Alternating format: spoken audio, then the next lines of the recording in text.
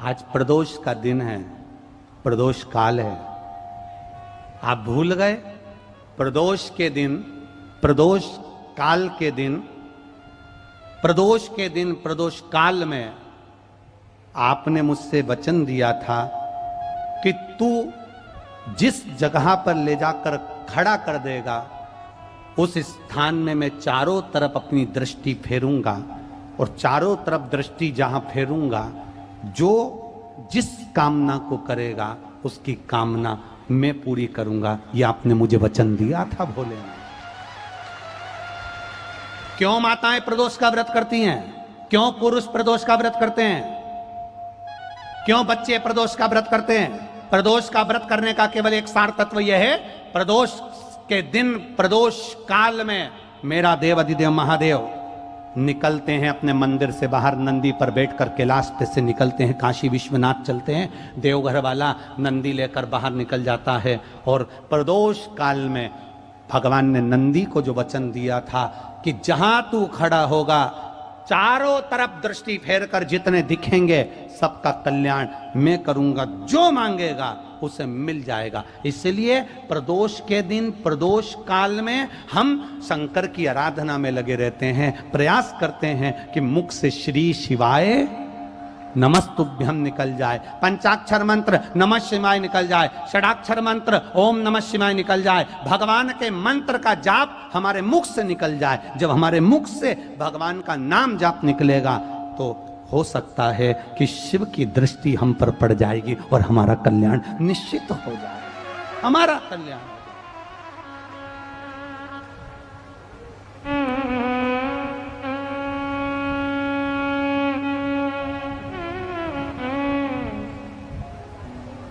वो कहते ना वो साधारण नहीं है महाराज,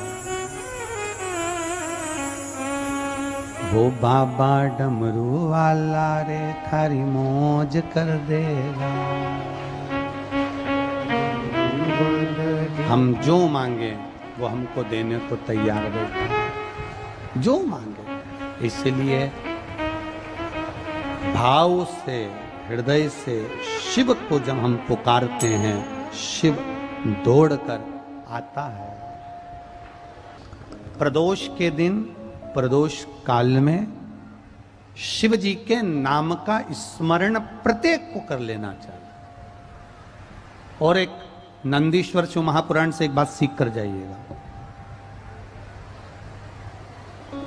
अगर आपको लग रहा है कि दुख समाप्ति नहीं हो रहे, एक बीमारी से उठे दूसरी बीमारी में लग गए, फिर कोई दुख आ गया, फिर कोई दुख आ गया, फिर कोई तकलीफ आ गई, फिर कोई तकलीफ आ गई, बार बार आपको लग रहा है कि दुख पीछा ही नहीं छोड़ रहा। प्रदोष के दिन, प्रदोष काल में दो जगह दिए लगाना प्रारंभ कर दो। पहला बेलपत्री के वृक्ष के नीचे,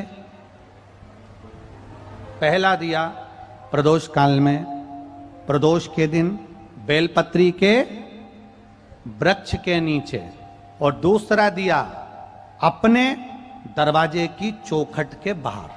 मतलब अपन बाहर खड़े होंगे, अंदर की ओर दिया नहीं, बाहर की ओर। एक दिया बेलपत्र के नीचे देवाधिदेव महादेव से प्रार्थना कर कर, हे शिव शंकर, हे गौरी शंकर, हे शिव, आज प्रदोष का दिन, प्रदोष काल में आप भ्रमण के लिए निकलोगे नंदीश्वर के साथ में, ऐसी कृपा करना, आपके लिए मैंने द्वार सजाया है भोलेनाथ, आपकी दृष्टि मेरी चौखट पर भी कर देना, मेरी जिंदगी संवर जाए। इसलिए दो दीप स्मरण करो। हाँ, अच्छा इशारा करा है, उसे समझ गए हो। जिस दिए को आप लगाओगे प्रदोष के दिन, प्रदोष काल में, एक दिया बेलपत्री के वृक्ष के नीचे लगाया है, और दूसरा दिया जब आप घर में प्रवेश करोगे तो राइट हैंड पर ही लगाएं। कौन से हैंड पर लगाएं? राइट हैंड पर। बहुत बहुत साधुवाद आपको दीदी, धन्यवाद, धन्यवाद दो। उन्होंने इशारा करके बताया कि दिया किस ओर लगाएं, कम से कम अपने को अंदाजा तो लग जावे ना दिया किस ओर लगना चाहिए। साधुवाद था, बहुत बहुत साधुवाद। इसको जागरूक श्रोता कहते हैं, जिनको कथा के प्रति रुचि है और भगवान के भजन के प्रति रुचि है, वो तुरंत भाव से उसको स्वीकार कर ले। तो दो जगह दीप, पहला कहां पर लगाएंगे? जम के बोलो जरा। बेल पत्री के वृक्ष के नीचे। अब बेलपत्री के वृक्ष को भी समझना, कौन सा वृक्ष होना चाहिए? जो आप खड़े हो, दोनों हाथ ऊपर हो, उस हाथ तक भी उसकी पत्ती को स्पर्श ना हो पाए, मतलब उसकी छाया हमारे पूरे शरीर पर पड़े, तो बेलपत्री के वृक्ष की मूलता का आनंद है। जो छोटे बेलपत्री के वृक्ष होते हैं, छोटे छोटे जो पौधे होते हैं बेलपत्री के, इनको जल डालकर, खाद डालकर सिंचित करो, बड़ा करो, उनको पोषित कर कर, बड़ा कर कर कहीं अच्छी जगह उनको लगाओ। ये नहीं कि छोटी बेलपत्री के पत्ते तोड़ लो या छोटे से पौधे के पत्ते तोड़ लो, वो श्रेष्ठता नहीं है। शिव पुराण कहती है वृक्ष वो होना चाहिए जिसकी छाया हमारे ऊपर आए।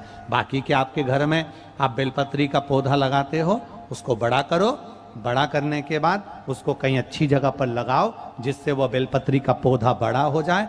बड़ा हो जाएगा, हम हैं नहीं हैं, कम से कम वो पौधा रहेगा, वृक्ष बनेगा। वृक्ष बनेगा तो उसकी पत्तियां टूटकर महादेव पर चढ़ेगी, तो हमारा कल्याण अपने आप हो जाएगा। आप उसमें लगाइए, आप वो बेलपत्री के पौधे को बड़ा करिए, उसको लगाओ, वृक्ष हो बड़ा। तो पहला दिया कहां लगाएंगे? बेलपत्री के वृक्ष के नीचे। और दूसरा, अपने घर में प्रवेश करते समय राइट हैंड में बाहर की। शिव तत्व को धारण करो। कौन से दिन? जम के बोलो जरा। प्रदोष के दिन। कौन से समय? प्रदोष काल, शाम का जो समय हो, शाम का समय, प्रदोष काल का समय भगवान को दीप प्रज्वलित कर दिया। शिव तत्व कह रहा है। नंदी ने शंकर भगवान से कहा, आपने वचन दिया था मेरे को, आपने मुझे वचन दिया था, आपने मुझे वचन दिया था भोलेनाथ कि प्रदोष के दिन, प्रदोष काल में नंदी तू मुझे जहां ले जाकर खड़ा कर देगा, उसके आसपास में जहां मेरी दृष्टि पड़ेगी, वो जो मांगेगा महादेव उसकी झोली खुशियों से भर देगा। कि क्यों नहीं बढ़ता? तो तुरंत नंदीश्वर ने कहा, तुरंत बोले, बाबा बस आज मेरा मन करता है कि आप यहां कुछ देर ठहरो, कुछ देर रुक जाओ, ये मेरा मन करता।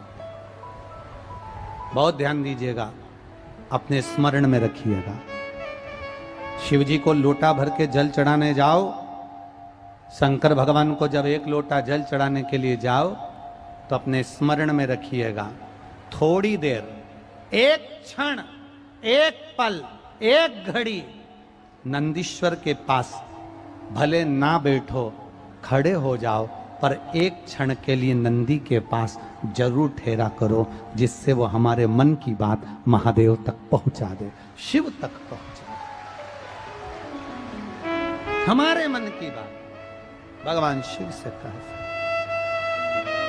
हमारे मन।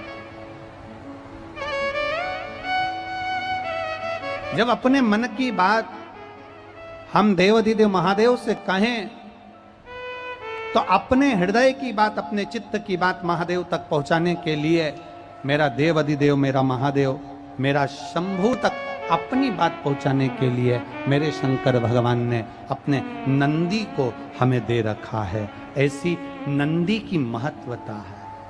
शिव ने अपनी बात, एक भक्त की बात महादेव तक पहुंचा सकता है नंदी।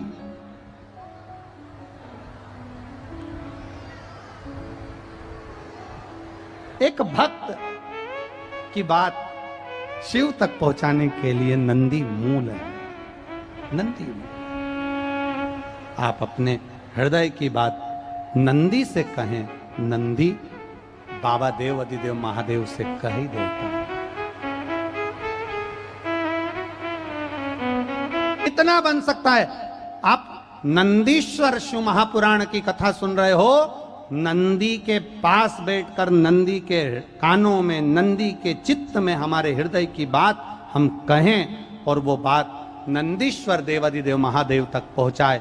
शिलाद मुनि के लिए नंदी थोड़ी देर बैठ, शिलाद मुनि के लिए नंदी हिलता ही नहीं है, खड़ा है, नंदी खड़ा।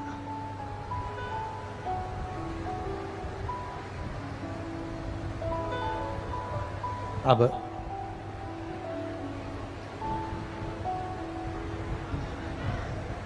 जब नंदी नहीं हिला,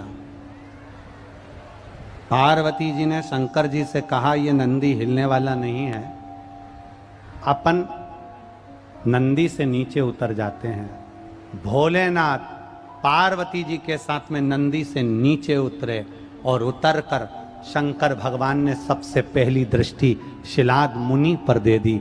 जो शिलाद मुनि पर दी, मिट्टी का ढेला हटा। शिलाद मुनि तुरंत सामने प्रकट होकर कहते हैं, बाबा आपका दर्शन पाने के लिए जिंदगी निकल गई, आज मेरा शरीर पूरा हो जाता, आपने दर्शन दिया है। शंकर भगवान ने कहा, मांग शिलाद, तुझे क्या चाहिए? शिलाद कहते हैं, मेरी शादी नहीं हुई, मैं ब्रह्मचारी, पर मुझे मेरे पूर्वजों को मुक्ति देने के लिए संतान की जरूरत है। शंकर भगवान ने कहा, चिंता मत कर शिलाद मुनि, जब तू भूमि को खोदेगा, खोदने पर एक पुत्र तुझे प्राप्त होगा। उस पुत्र को तू अपनी गोदी में लेना, वो आनंद देने वाला होगा, जिसका नाम तू नंदी रखेगा, वो मेरा ही एक स्वरूप होगा, तू उसे प्राप्त कर सकता, मेरा स्वरूप मिलेगा।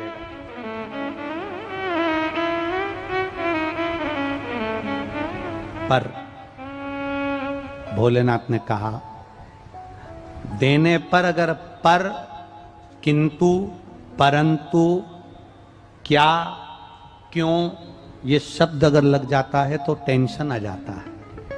पर शिलाद मुनि ने कहा, प्रभु ये पर क्यों लग रहा है, आखिर आप क्या कहना चाहते हो?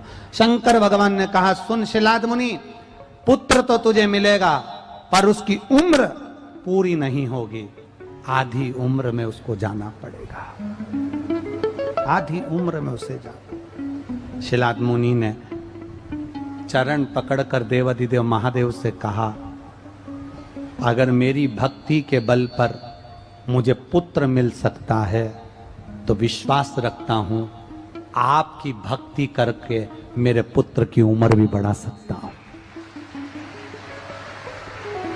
अकाल मृत्यु वो मरे जो काम करे चंडाल का, काल उसका क्या बिगाड़े जो भक्त हो महा काल का। शंकर का उपासक भय नहीं खाता, डरता नहीं है। शिव की भक्ति करने वाला कभी नहीं डरता, शंकर की आराधना करने वाला कभी नहीं डरता, शंकर की उपासना करने वाला नहीं डरता।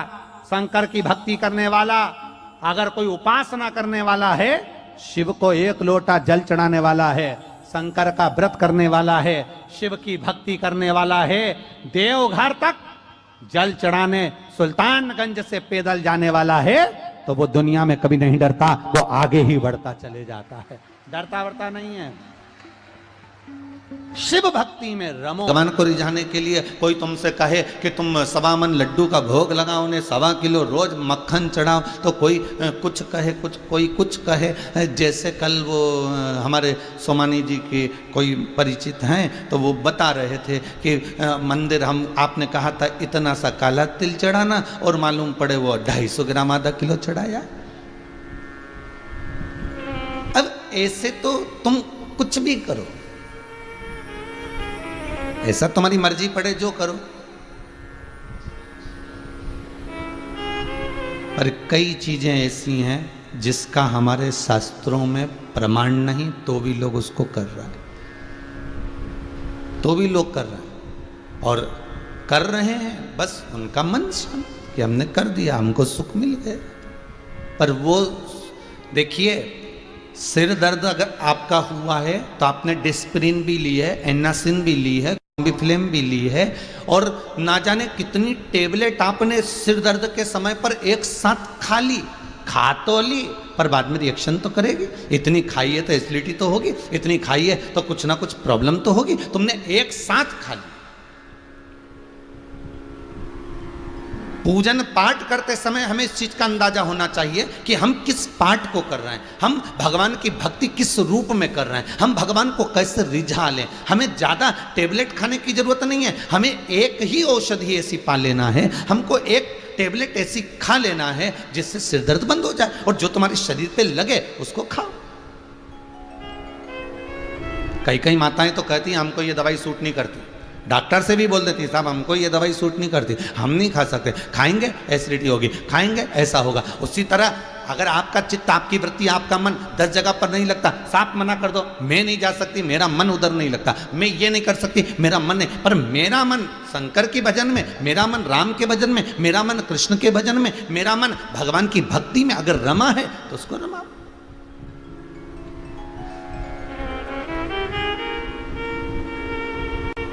एक बेलपत्री में भी भगवान शंकर का वासा है।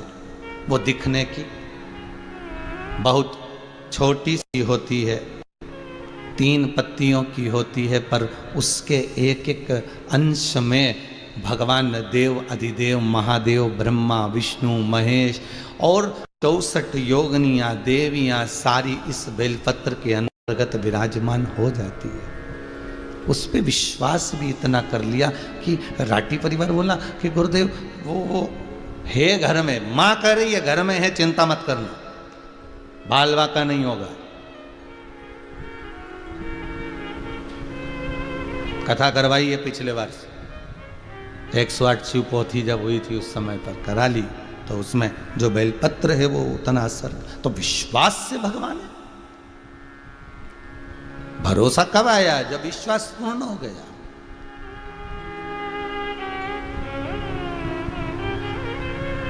और जब भगवान सम्मुख में आता है तो यही आनंद दे जाता है। कई लोग कहते हैं महाराज भगवान को रिझाने के लिए हम बहुत प्रयास करते हैं, क्या भगवान रीझ जाता है? क्यों नहीं। लंका अधिपति रावण ने भगवान शंकर को रिझाया उस तरह से, हम नहीं रिझा सकते। हमने तो कह दिया रावण इतना बलवान था, उसके पास में सोने की लंका थी, वो ऐसा था, वो वैसा था, पर उसकी तप साधना भी तो देखो, उसकी तप साधना भी तो देखी जाए। जब गर्मी पड़ती थी तो गर्मी के 4 महीने चारों तरफ अग्नि को प्रकट करता था, और बीच में बैठकर अग्नि की लपट इतनी होती थी कि उसके सिर के ऊपर से वो अग्नि जाती थी, चारों तरफ अग्नि जलाकर तप करता था।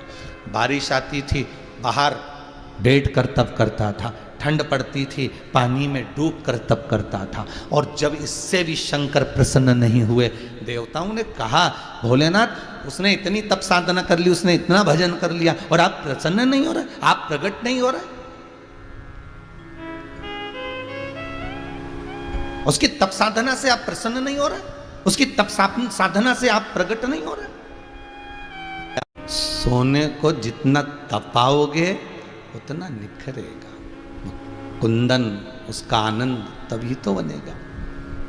और एक बार अगर तप गया, एक बार अगर निखर गया, तो फिर उसमें कोई खोट नहीं रहेगा, और खोट नहीं रहेगा तो वो हॉलमार्क लगाकर बेचा जा सकता है कि ये कंपनी का है और इसकी गारंटी है, जितने में दिया गया है उतने में लिया जा सकता है। पहले कोई गारंटी नहीं मिलती थी, पर आजकल गारंटी है हर चीज की,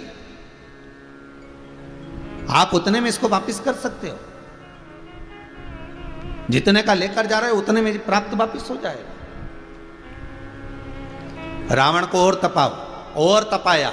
जब तपता रहा रावण तो उसने विचार करा कि शिव प्रसन्न नहीं हो रहे, तो अपना शीश काट कर देना चालू कर दिया, और एक नहीं 9 शीश दब दे दिए। और 10वां शीश जब लंका का राजा रावण काट कर दे रहा था, 10वां शीश जब भगवान शिव को प्रदान कर रहा था, शंकर जी सामने प्रकट हो गए। रुक भाई, क्या चाहिए तुझे, बोल, इतना दे दिया तूने।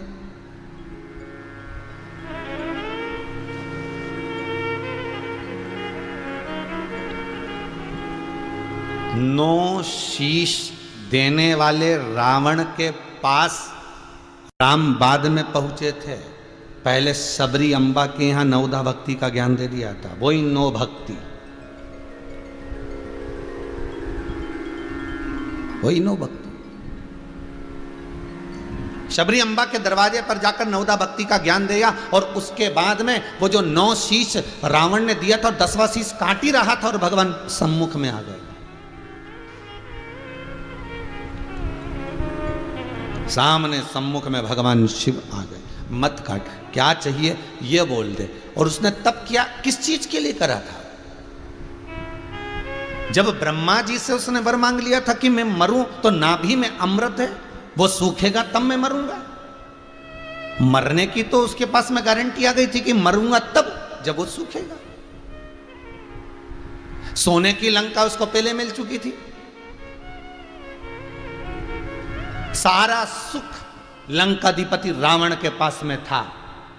ऐसा कोई सुख नहीं था जो लंकाधिपति रावण के पास में नहीं होगा।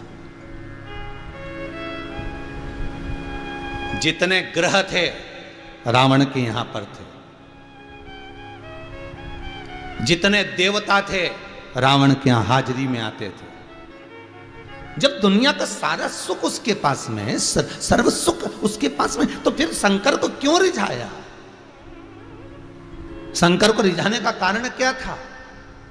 अरे साहब, आपके पास में गाड़ी है, बंगला है, फैक्ट्री है, दुकान है, जमीन है, जायदाद है, फार्म हाउस है, सारा सुख आपके बच्चे, बहुएं, परिवार, कुटुंब, बेटी, दामाद, नाती, पंती, पोता, पोती, सब कुछ है। सारे सुख आपके पास में, सर्व सुख, कोई कमी नहीं आपके पास में। फिर कोई आपसे कहे कि जाओ अब शिव महापुराण की कथा सुनो, जाओ शंकर की कथा करवाओ। जब सारे सुख हैं तो मैं पुराण क्यों करवाऊं?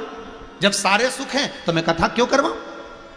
अगर रावण ऐसा विचार कर लेता, जरा विचार करिए, तो चित्तवृत्ति कहां जाती। पर लंकाधिपति रावण के पास में स्वयं के मरने का भी एक आनंद उसके हाथ में था कि मेरी नाभि में बाण लगेगा और मैं मरूंगा।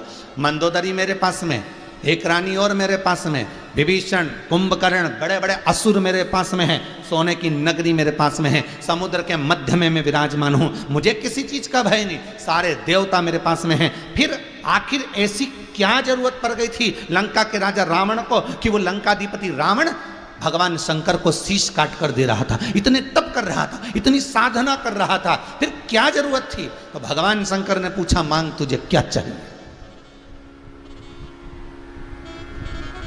बोल तुझे क्या दिया जाए, बोल। लंकाधिपति रावण ने कहा,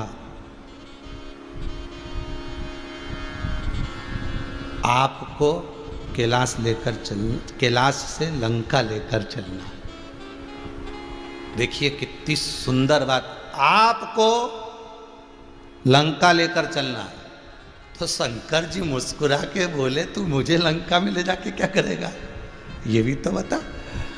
तो रावण कहता है, रोज रोज मैं आऊं और कैलाश पे आके आपकी स्तुति करूं, भजन करूं, कीर्तन करूं, आपको जल चढ़ाऊं, आपको दूध चढ़ाऊं, आपका पंचामृत चढ़ाऊं, आपका स्नान कराऊं, इससे अच्छा है कि आपको ही लंका ले जाऊं। घर में जहां तुम बैठोगे वहां बिठाऊंगा, जैसा कहोगे वैसा करूंगा, जैसा आप कहोगे वैसा रखूंगा, और सुबह से उठूं और मेरे देवाधिदेव महादेव का मैं मुख देखूंगा, बस मुझे आपको लंका में रखना। पर भगवान शंकर मुस्कुरा के बोले कि तू मुझे लंका ले जाना चाहता है, मना नहीं है, मैं चलूंगा, पर तूने इतना तप करा, शीश काट काट के दिए, तूने इतना घोर तप करा, कहीं पानी में डूब कर, कहीं अग्नि में बैठ कर, तो केवल यही मांगने के लिए करा? तो रावण कहने लगा, और मुझे कुछ चाहिए ही नहीं, बस आप ही चाहिए, चलो। शंकर जी बोले, चलने को तो चलूं, पर जो पास में बैठी उससे तो पूछ ले। गृहस्थ आश्रम के अंतर्गत जब लड़का और लड़की की शादी होती है, ब्राह्मण वचन दिलवाता है, तो उसमें एक वचन होता है कि आप जो भी निर्णय लोगे उसमें मुझसे जरूर बात शेयर करोगे। ये निर्णय था। लड़का लड़की का जब संबंध होता है तब वो आप कुछ अगर कोई बड़ा निर्णय ले रहे हो तो मुझे जरूर बताना, आपके माता पिता को बताओ, आपके भाई बंधु को बताओ, पर मुझसे मत छुपाना। मुझे तो आज भी लड़का लड़की का जो संबंध होता है उसमें एक वचन ही है। तो शिव कह रहे हैं मैं जाने को तैयार हूं, पर पार्वती से पूछो, और आपके साथ में चलने को तैयार बैठा हूं, बिल्कुल चलूंगा आपके साथ में, और लंका चलूंगा, जरूर चलूंगा। अब फिर पार्वती जी के सामने लंकाधिपति रावण सम्मुख में खड़ा हुआ, और लंकाधिपति रावण ने माँ जगतजननी जगदम्बा को देखकर प्रणाम कर कर कहा, माँ आपको भी मेरे साथ चलना है। पार्वती जी बोली, पहले ये बता कि ले जाना क्यों चाहता है। तो रावण के शब्द सुनिएगा साहब, रावण संहिता कहती है, लंकाधिपति रावण कहता है माता पिता को इसलिए लेकर जा रहा हूं कि मैं तो आपका दर्शन कर लेता हूं, पर लंका में रहने वाले और भी आपका दर्शन कर सके, और भी दर्शन कर सके। कल बालक पूछ रहा था, गुरुदेव मेरे साथ ही ऐसा क्यों होता कि गाड़ी लेके चला और कहीं ना कहीं थोड़ा ना थोड़ा उसमें कुछ हुआ। तो बाबा से कह देना, विश्वनाथ से कह देना, आटे में नमक जब माँ रोटी बनाती है तो थोड़ा सा नमक डालती है। डालती क्यों है? कि स्वाद आएगा। और माँ इतना सारा नमक डाल दे तो कोई रोटी खा सकेगा क्या? नहीं। भगवान से कह देना, बड़ी कृपा कर रखी है भोलेनाथ, हो सकता है कोई मेरा ग्रह ऐसा बन रहा होगा जिसमें मेरे कुछ दुख के, कुछ एक्सीडेंट आदि के क्रम होंगे, पर तेरी कृपा है, आटे में नमक के बराबर धीरे धीरे मेरे उस ग्रह को तू काटता रहता है। तेरी कृपा है ये, तेरी करुणा है ये।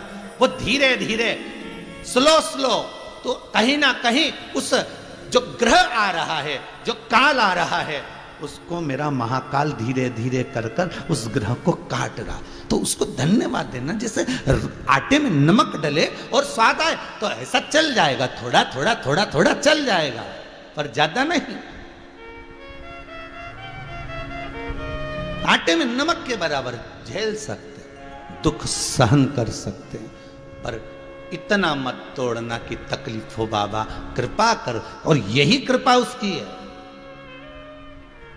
अगर थोड़ा बहुत तकलीफ आ रही है तो बाबा को धन्यवाद देना, ठीक है बाबा बड़ी कृपा, आपने प्रसाद दे दिया, बहुत कृपा करिए, संभलने का मौका दिया है, संभलने का मौका दिया। ये बाबा की कृपा है, ये बाबा की उदारता है।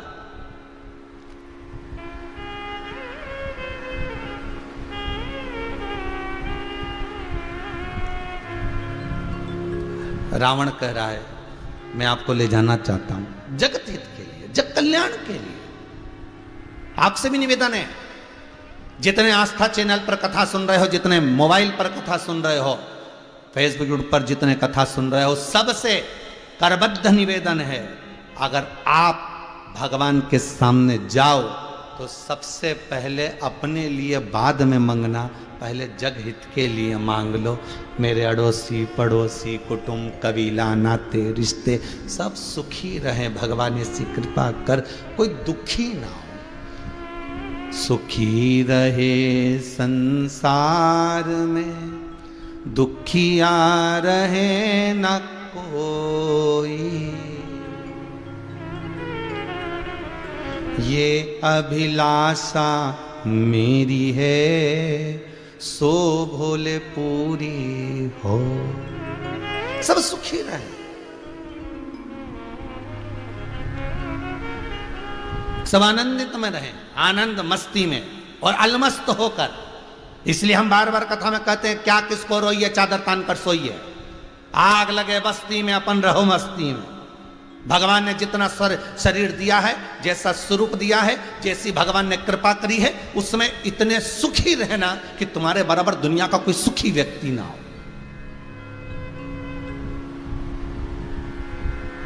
जो दिया भगवान ने बहुत दिया, और दूसरे को देखकर नहीं, उसके पास में इतना भरा है, उसकी 4 फैक्ट्री है, एक आध और करना चाहिए, अपने को और चालू करना चाहिए। रबड़ को कितना खींचोगे दादा? गड्डी के रबड़ को 1 किलो के डब्बे में मत लगाओ। अगर रबड़ में तनाव होगा तो तुम्हारी जिंदगी में तनाव उत्पन्न हो जाएगा। इसलिए इस मन को, इस चित्त को, उस वृत्ति को एक ही जगह अच्छे से लगाओ, उबर जाओगे। अरे भजन भोले बाबा का करते रहोगे तो संसार सागर से तरते रहोगे। अगर शिव का भजन कर रहे हो, शिव का स्मरण कर रहे हो, लंकाधिपति रावण कर रहा है, माँ मैं आपको लेना चाहता हूँ, ले जाना चाहता हूँ, चलिए माँ चलो मेरे साथ, शंकर मेरे साथ चलो। शिव जी से पार्वती जी बोली आप जाना चाहते हो? शंकर भगवान बोले अब भगत है, भगत तो जहां ले जाएगा वहां जाना पड़ेगा। भगत तो भगत, जहां ले जाएगा वहां जाना है। उसमें दिक्कत क्या है? पार्वती जी बोली दिक्कत एक ही है। क्या? अगर रावण जिद कर कर अपन को ले जा सकता है तो जिद कर कर कर सारे काम भी करवा सकता है। बहुत ध्यान देना महाराज, बहुत। मम्मी पापा तुम मेरे साथ पूना चलो, यहां नहीं रहोगे, चलो मेरे साथ पूना मेरे ना। बेटा जिद कर कर ले गया, बहू भी ले गई और इतना काम धाम जमाया, इतना सब कुछ जमाया और उसके बाद में तुम चले भी गए और वहां तुमने 1 महीना 2 महीना 3 महीना 4 महीना 5 महीना खूब अच्छे से रहे और एक आध दिन फिर मालूम पड़े तुमको कोई बात पर क्रोध आए या बच्चों को किस बात पर क्रोध आ जाए और मन में मन मोटा उत्पन्न हो जाए और मालूम पड़े वो अपने बच्चों को दादा दादी को नहीं दे, दादा दादी कुछ बोले और वो ना सुने तो मन दुखेगा। पार्वती के शब्द सुनिएगा। ये शिव महापुराण केवल शंकर की कथा नहीं, ये शिव महापुराण अपनी अपनी खुद की कथा है। ये शिव महापुराण अपने दिल की कथा है। ये शिव महापुराण अपनी खुद की व्यथा है।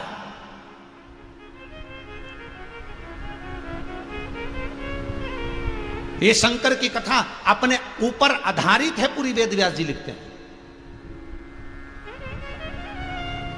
कि मान लो हम चले भी गए, शंकर पार्वती अगर लंका पहुंच भी गए तो लंका के रावण के अधीन तो हो गए ना। एक निवेदन, अगले साल की श्रावण की पहली कथा आपके यूट्यूब और फेसबुक पर डली हुई है, उसको निकाल कर सुनिएगा। उसमें कहा था मां कितनी भी बूढ़ी हो जाए पर रसोई घर मत छोड़ना, और पिता कितना भी बूढ़ा हो जाए, भले ऑफिस ना जाए, फैक्ट्री ना जाए, दुकान ना जाए, पर घर से काम करना, पर काम में दिल लगा कर रखना।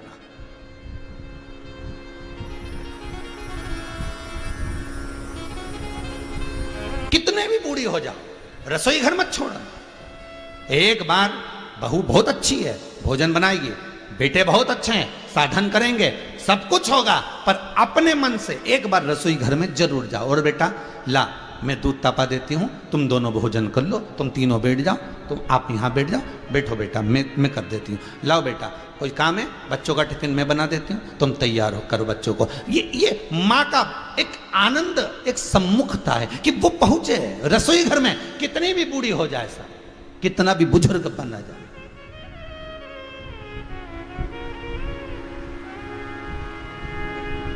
भले बहू ना कहे कि मम्मी आज आपने दाल अच्छी बनाई है, पर बहू का दिल जरूर कहता है कि मम्मी ने आज ये चीज अच्छी बनाई है, क्योंकि आज सबने अच्छे से खाई। बहू के मन में आ गया कि आज ये सामान अच्छा बना, क्योंकि सबने अच्छे से खाया तो बहू को समझ में आ गया। भले वो ना बोल रही हो, पर उसकी चित्तवृत्ति में ये रहेगा, सम्मान जरूर रहे, आदर जरूर। तो निवेदन है, शंकर और पार्वती की कथा कह रही है, संपूर्ण विश्व इस कथा को सुन रहा है, संपूर्ण विश्व कथा को सुन रहा है और इस कथा के रस तत्व को ग्रहण कर रहा है।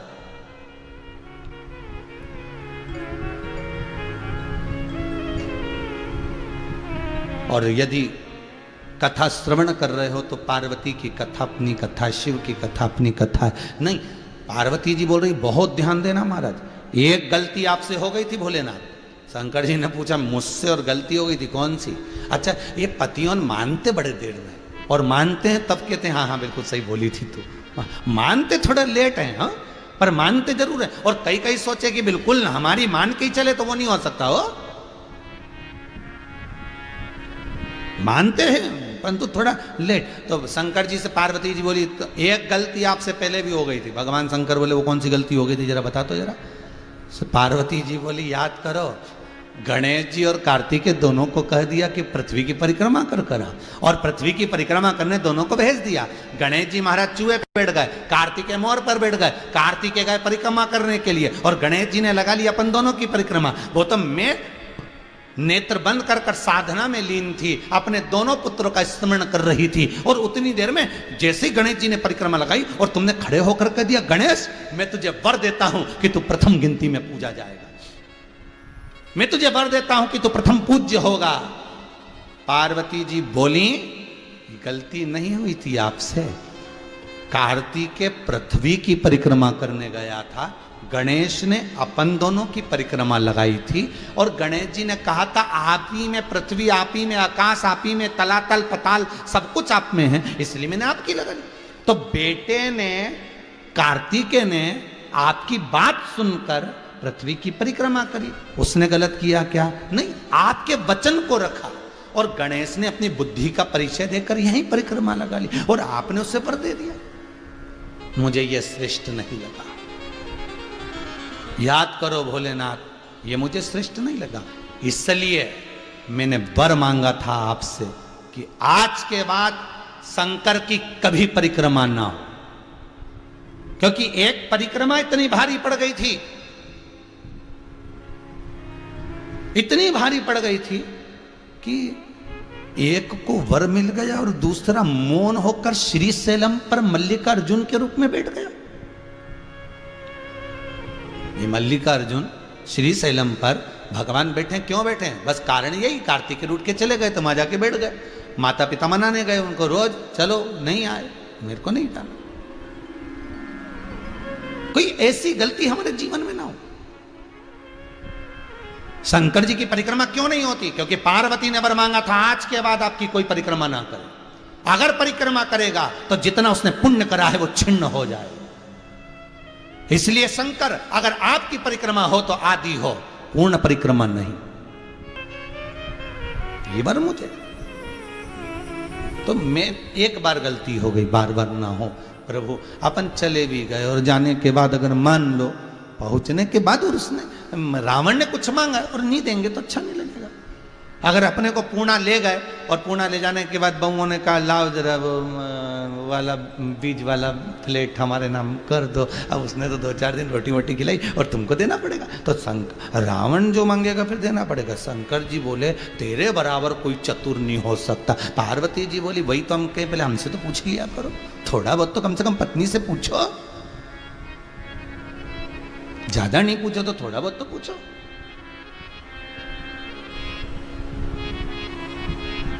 तब क्या करा जाए? मैंने रावण को वर दे दिया कि मैं तेरे साथ लंका चलूंगा। अब क्या करें? पार्वती जी बोली, आप शिवलिंग की आकृति में आ जाओ, रावण के साथ जाओ, पर रावण को कह देना मैं चल तो रहा हूं, जहां पर तूने मुझे भूमि पर रख दिया जाऊंगा नहीं, वहीं रह जाऊंगा। रावण से बस इतना कह दो तो क्या रावण मान जाएगा? इतने में पार्वती जी बोली, मैं रावण के नस नस को जानूं, इतना अहंकार भरा है, वो यूं ही कहेगा तुमसे कि मुझसे तुम नहीं उठोगे। जब मैंने कैलाश पर्वत उठा लिया तो तुम्हें उठाने में क्या दिक्कत? अब फिर देखो तुम तो चालू हो जाओ, बोल दो एक बार। जिस व्यक्ति को अहंकार रहता है ना, उसके सामने बस इतना कह दो, तुमसे इतना नहीं बनेगा। कैसे नहीं बनेगा? अब भी करो, देखो 2 मिनट में करके लाती हूं। और वो जाए हो,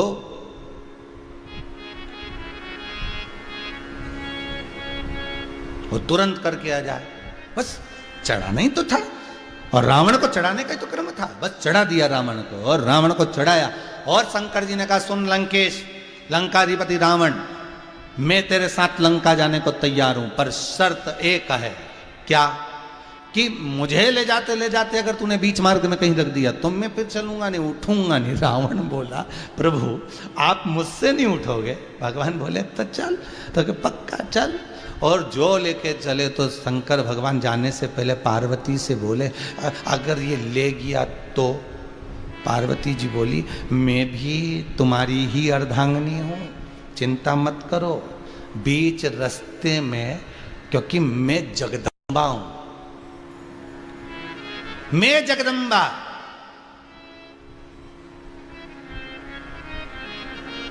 और जगदम्बा शास्त्र कहता है, शास्त्र वर्णन कर रहा है, ये मांस, क्या चीज? मांस। ये मांस, ये रक्त, शरीर में जितना मांस और रक्त शरीर के अंदर रहता है वो माता की देन होता है। किसकी देन है? माता की।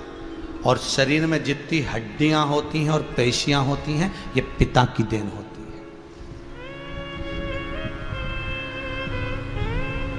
वो पिता की देन। मांस, रक्त ये मां का दिया है, हड्डी और पैसी ये पिता की देन। अगर मैं माता हूं और मैं जगदम्बा हूं, इसके शरीर में रक्त बनकर अगर मैं संचरित हो रही हूं तो इसको बीच मार्ग में चलते चलते रक्त का प्रभाव इतना कर दूंगी कि इसको लघु शंका लगेगी। लघु शंका लगेगी तो पत्थर शिवलिंग नीचे रखेगा तो फिर आगे तुम्हारी मर्जी, उठना ही मत। बस अब इतना तो मैं कर रही हूं और आगे तो तुम्हें देखना पड़ेगा ना, साधना तो पड़ेगा। इतना काम बस मैंने कर दिया, बहुत है इतना, अब आगे तुम करो। शिव जी बोले ठीक है, और शंकर चल दिया। फिर शंकर जी जाते जाते पार्वती से बोले आ जाना। पार्वती जी बोले तुम चलो तो। और चलते चलते चलते चलते और चितवन में पहुंचे और वहां रावण को लघु शंका लगी तो उसने भगवान शिव को भूमि पर रखा और रखा तो फिर उठाया आकर तो उठा नहीं। रावण ने मन में सोचा उठ नहीं रहा, उठाया फिर उठा नहीं। आखिरी में रावण जान गया कि ये जाने वाले नहीं है, मैं ही फंस गया बीच में, मैंने गलती कर दी जो ऐसा बोल दिया। हाँ चलेगा, अगर तो ये तो गड़बड़ी हो गई। रावण ने सोचा अगर ये मेरे यहाँ नहीं जाएंगे तो मैं कहीं नहीं रहने दूंगा, इन्हें जमीन में दबा दूंगा। और रावण ने अपना अंगूठा लगाया और अंगूठा लगाकर रावण ने शिवलिंग को जमीन में धसाया। वो भूमि में शिवलिंग धस गया। थोड़ा सा भाग, मात्र 4, 8 और ये 3 उंगल, बस इसको मिला लो, इतना बड़ा शिवलिंग ऊपर रह गया, बाकी का सब जमीन में धस गया। और जिस अंगूठे से दबाया था इसलिए शिवलिंग पर आज भी अंगूठे का निशान। वही इस भारत की भूमि का वैद्यनाथ भगवान है। वही इस भारत की भूमि का वैद्यनाथ भगवान। आज भी वैद्यनाथ भगवान के ऊपर अंगूठे का निशान है। रावण जब धकाया था पूरा शिवलिंग नीचे चला गया था, बस केवल 11 उंगल बचे उतना शिवलिंग।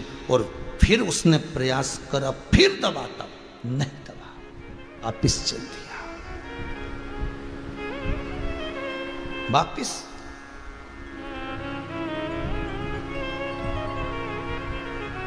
मंदोदरी ने पूछा तुम तो गए थे शंकर जी को लेने। अच्छा, ये पत्नियां जो होती है ना, ये पति के आनंद भी खूब लेती है। ये कहीं के जाएगी कि तुम तो भी झगड़ा करके गए थे, वापिस कैसे आ गए? और तुम तो कह रहे थे कि अभी आऊंगा ही नहीं, तो कैसे आ गए? कैसे?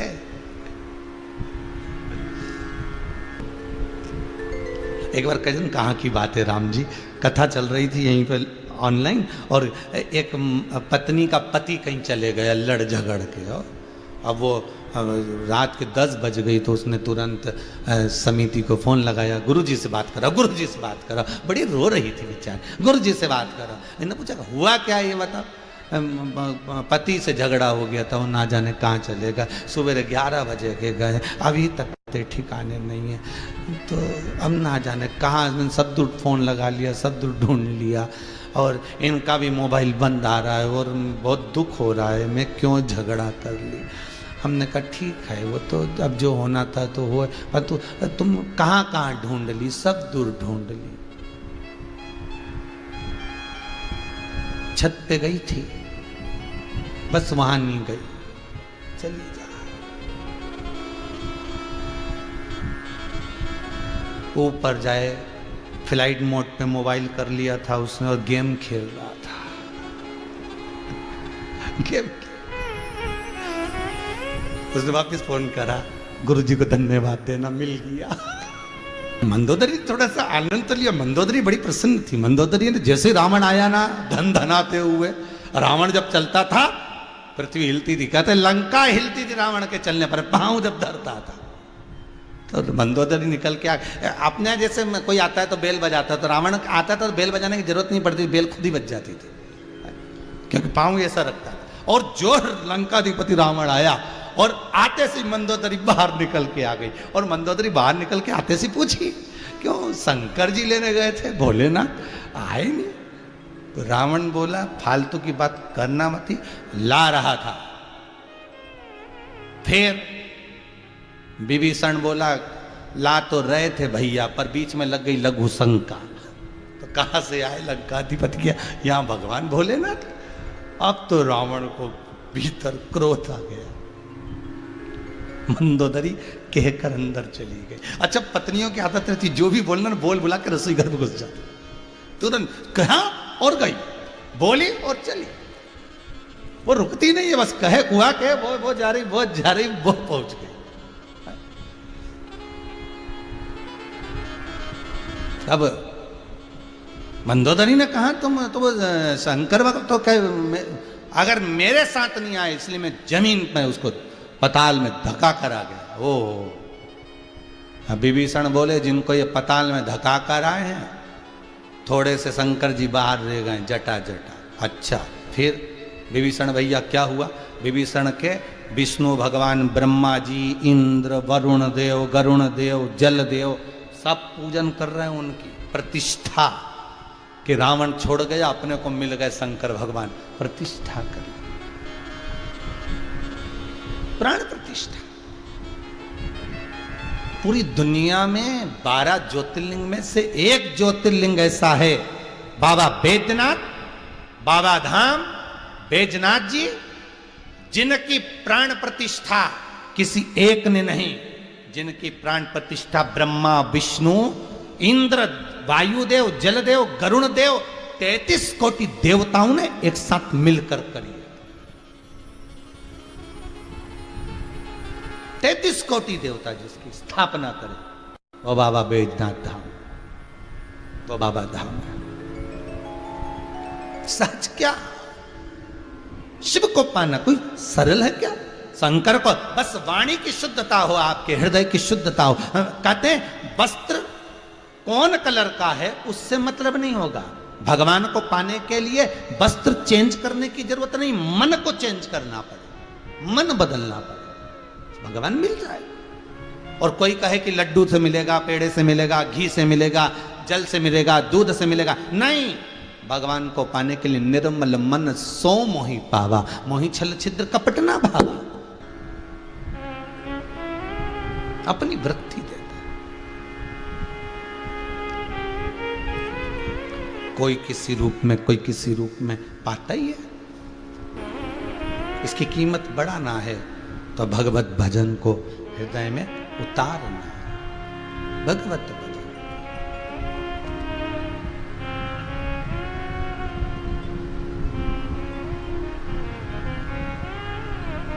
हे शंभु, हे त्रिकालदर्शी, हे कैलाशी, हे शंकर,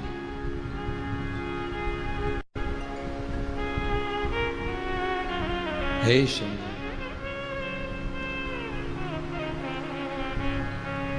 दूसरा कोई है ही नहीं।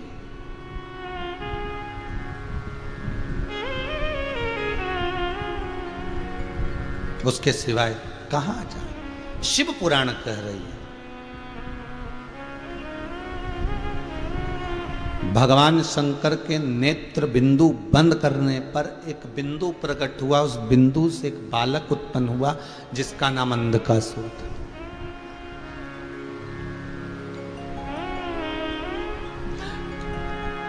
अंधकासुर अंधा नहीं था हो, नहीं तो कई लोग कह देते महाराज इसका नाम अंधकासुर रखा मतलब ये अंधा था क्या? नहीं, ये अंधा नहीं था। भगवान के नेत्र बंद करने के बाद एक बिंदु गिरा पृथ्वी पर, उससे जो प्रकट हुआ वो अंधकासुर। तो अंधकासुर अंधा नहीं था, अंधकासुर अंधा नहीं था, अंधकासुर ज्ञान से अंधा था। होता है ऐसा।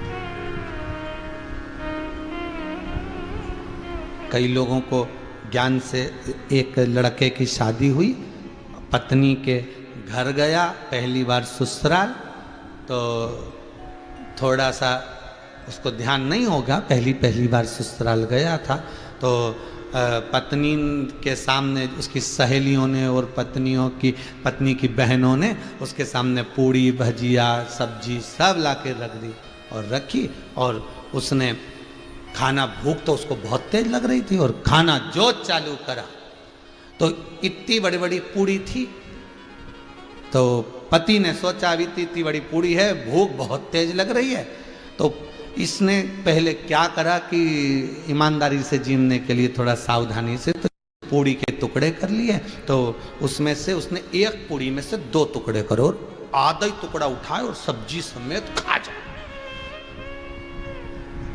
अब पत्नी को बड़ी शर्म आ रही, बताओ क्या कर रहे हैं भगवान, जैसे पहली बार खाने को मिला ससुराल में इज्जत खराब कर रहा तू। पत्नी इशारे में बनाते बनाते उसने, अब बहन खाना बना रही थी तो इशारे में तुरंत इशारा उसने 2 उंगली का करा, तो पति ने देख लिया कि मतलब 2 टुकड़े मत करो, एक ही में निपटाओ। अब ज्ञान जितना होगा उतना, तो उसने एक ही पूड़ी भरी सब्जी में और पूरी निपटा गया। पत्नी माथा ठोक ली, भगवान। पति ने सोचा ऐसे नहीं खाना है, पहले पूड़ी को लेना है, माथे से ठोकना है, फिर सब्जी मिलाना, फिर खाना। तो उसने पूड़ी को लिया, सब्जी में भिड़ाया और माथे से ठोका, फिर खा गया।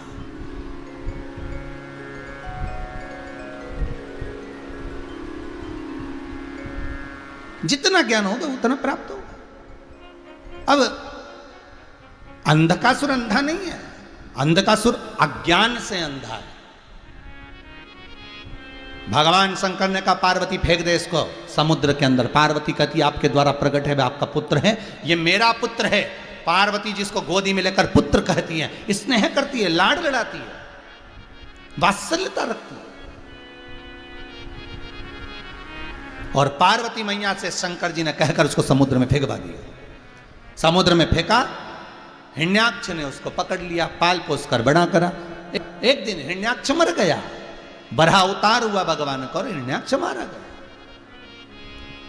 अंधकासुर ने कहा मैं तप करने जा रहा हूं, पानी में बैठकर अंधकासुर ने तप करा, ब्रह्मदेव से वर मांगा, मुझे वर दो मेरे प्राण ना छूटे। ब्रह्मा जी ने कहा जन्म लिया है तो मरना तो पड़ेगा, निश्चित है अगर जन्म हुआ है तो मरोगे, ये गारंटी नहीं है कि मरोगे ही नहीं हो। बस इतना जरूर है कि अगर मृत्यु लोक में जन्म लिया है तो सत्कर्म कर कर फिर जाना, तो भगवान के चरणों में कम से कम मुख तो दिखा सकोगे, अपना चेहरा परमात्मा को भी दिखाना है साहब।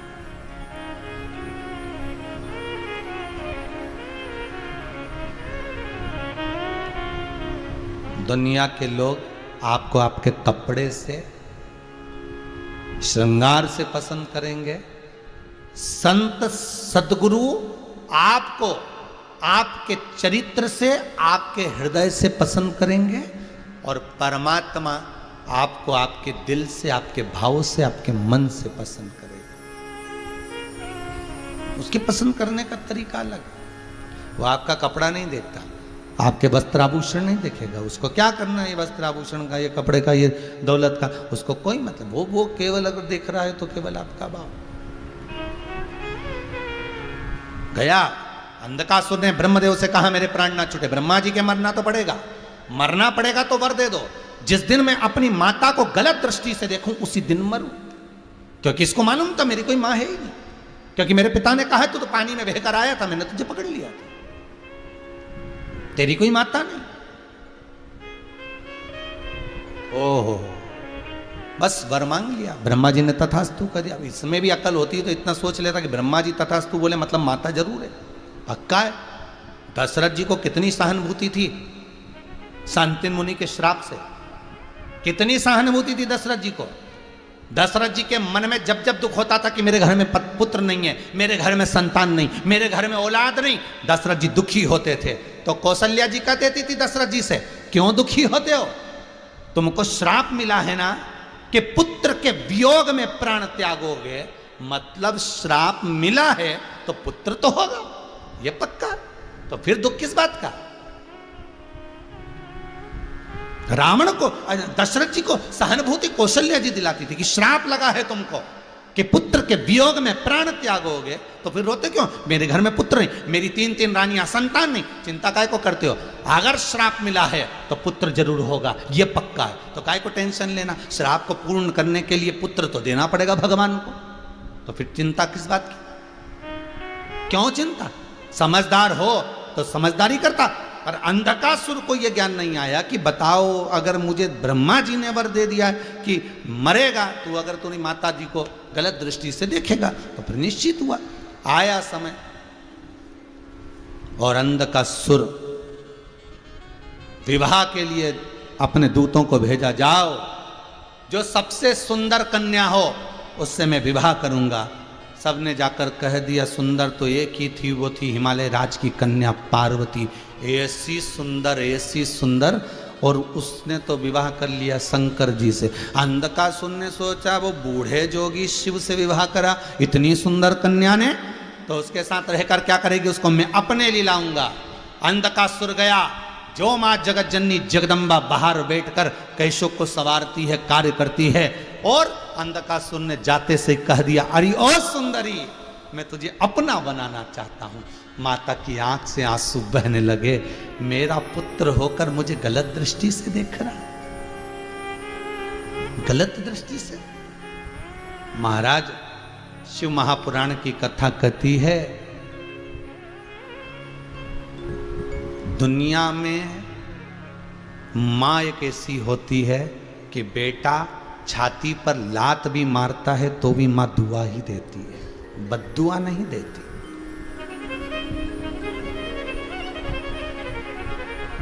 बद्दुआ नहीं देगी।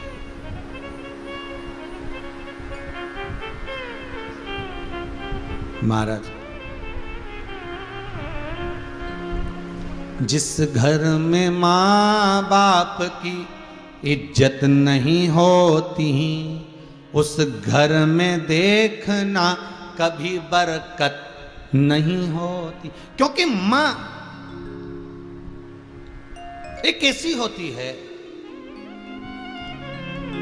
जो अपना सर्वस्व अपने बच्चों को दे देती है, साहब सर्वस्व। कई ये बुजुर्ग माताएं जब कहती है ना फोन लगा के, गुरुजी हम तो बड़े दुखी हो गए, हमारे बच्चे हमें नहीं पूछते, वो अलग रहते हैं, वो ऐसा करते हैं, तो हम उनको मजा लेने के लिए, उनके आनंद के लिए कि उनके मुख से माता का तो प्रेम माता का होता है, तो हम एक आध दो बार कह दिया एक काम करो, ये सारा जितना भी जो दौलत है ना, तुम्हारी प्रॉपर्टी है ना, सब कहीं वृंदावन में दान दिया जा। अरे ऐसे कैसे दे दो, बच्चों को दें, तो कि बच्चे तो पूछ ही नहीं रहे, भले नहीं पूछे पर दूंगी तो होनी, भले कितना विवाद हो, भले कितना क्लेश हो, पर मां अपने बच्चे को अगर अपशब्द के भी देती है ना, गाली दे भी देती है ना, ताना दे भी देती है, थोड़ा श्राप मां अपने बच्चों को दे भी देती है ना, तो अकेले में जाकर रो भी लेती है। मां मां होती, मां मां है।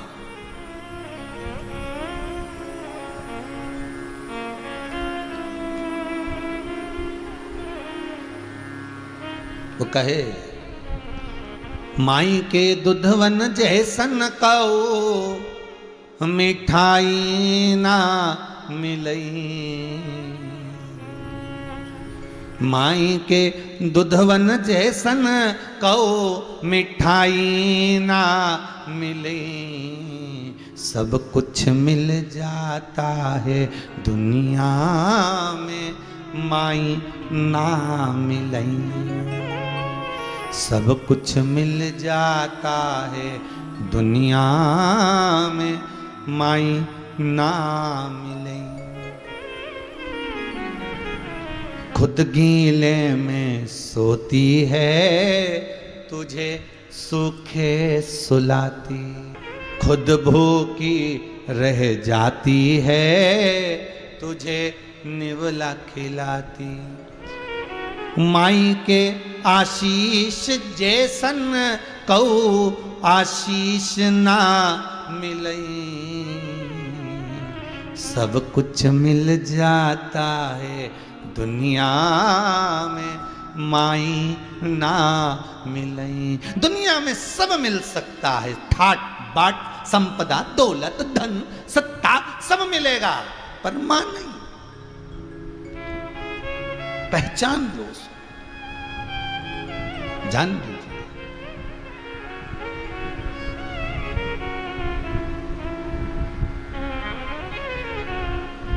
महाराज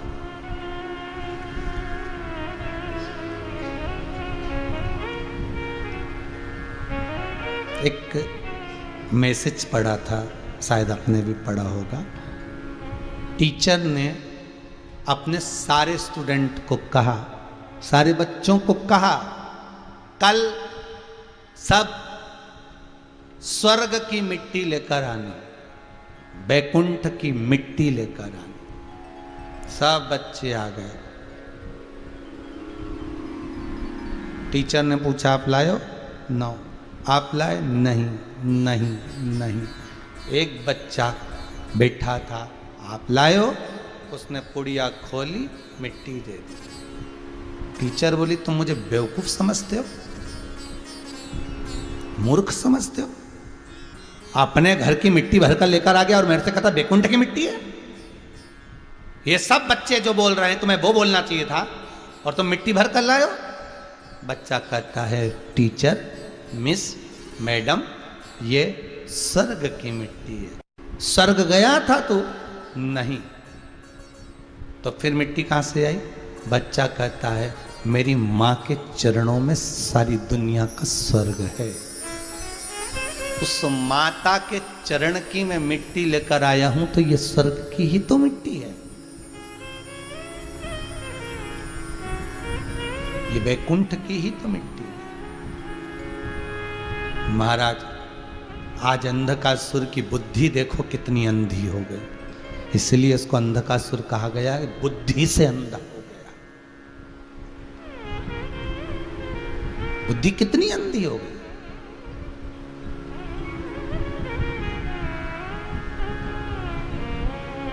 जान नहीं पाया। मैं तुम्हें अपना बनाना चाहता हूं। मां क्रोध में आए तो रो रही है, मां को गुस्सा आता है तो रोती है, मां प्रसन्न होती है तो रोती है। उसमें प्रसन्नता का भाव आ जाता है। प्रसन्न है तो भी रो रही है, और क्रोधित है तो भी रो रही है।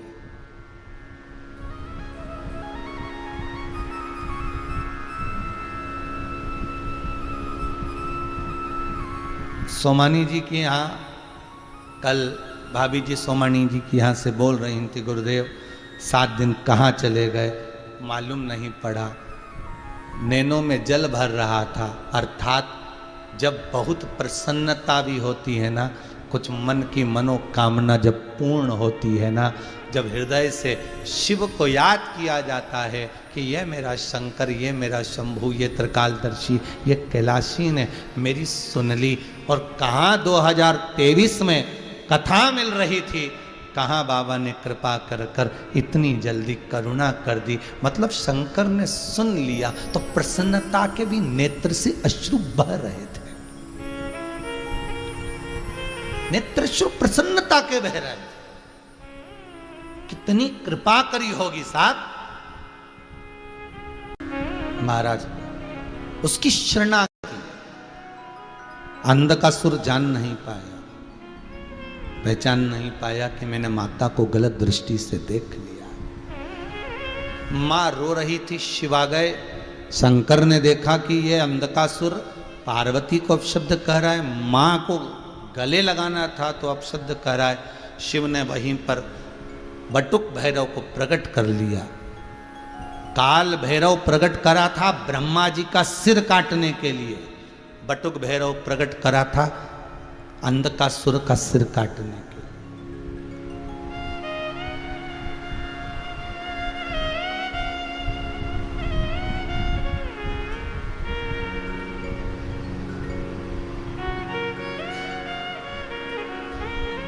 सिर कट गया, अंधकासुर मर गया। चित्तवृत्ति शिव के चरणों में छोड़ गया।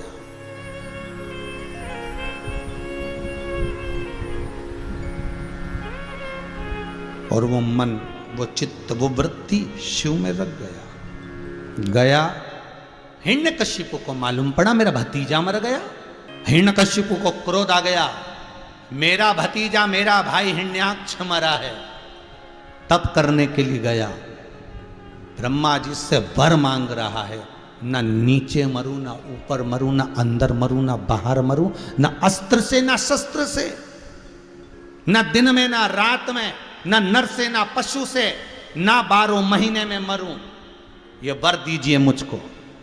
ना अस्त्र ना शस्त्र। ब्रह्मा जी तथस्तु कह दिए। हिरण्यकशिपु जब घर गया तो उसकी पत्नी नहीं थी। पूछा कहां गई?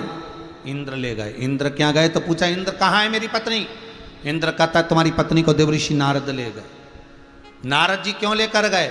पता नहीं। नारद से पूछा मेरी पत्नी कहां है? नारद जी कह रहे हैं अपने बच्चे को दूध पिला रही है, अपने बालक को दूध पिला रही है, स्तनपान करा रही है। अंदर जाकर देखा, पत्नी को लिया। ये कौन? मेरा पुत्र। पुत्र? हां। लेकर गए। देवऋषि नारद जब बालक जा रहा था, नारद जी ने कहा इसका नाम प्रहलाद है, तुम्हें याद है? प्रहलाद है इसका नाम। लेकर जा रहे थे। नारद जी मुस्कुरा रहे थे, मैंने आज एक असुर के घर में, मैंने आज जिसके घर में भजन ही नहीं होता उसके घर में भजन को पहुंचा दिया। इसकी प्रसन्नता होना चाहिए।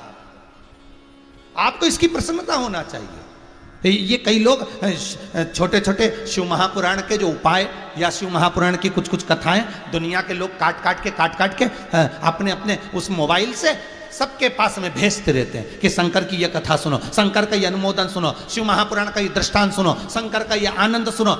कई लोग एक दूसरे को ये मोबाइल में भेजते रहते हैं कि शंकर की यह कथा का रसास्वादन करो, ये संवाद सुनो, ये कथा सुनो। अर्थात केवल वो चरित्र नहीं भेज रहे हो आप शिव महापुराण की, वो कथा नहीं भेज रहे हो आप किसी के घर में जहां भजन नहीं होता, जहां कथा नहीं होती, जहां सत्संग नहीं होता, उसके मोबाइल पर जान करके आप जो कथा भेज रहे हो, समझ लेना उसको आप थोड़ा सा भजन का एक बीज रोपित कर रहे हो, आप सत्संग का एक बीज वहां प्रकट कर रहे हो, जिससे उसके हृदय में शंकर के प्रति, भजन के प्रति, स्मरण के प्रति कुछ प्रकटता उत्पन्न हो जाए, कुछ प्रकट।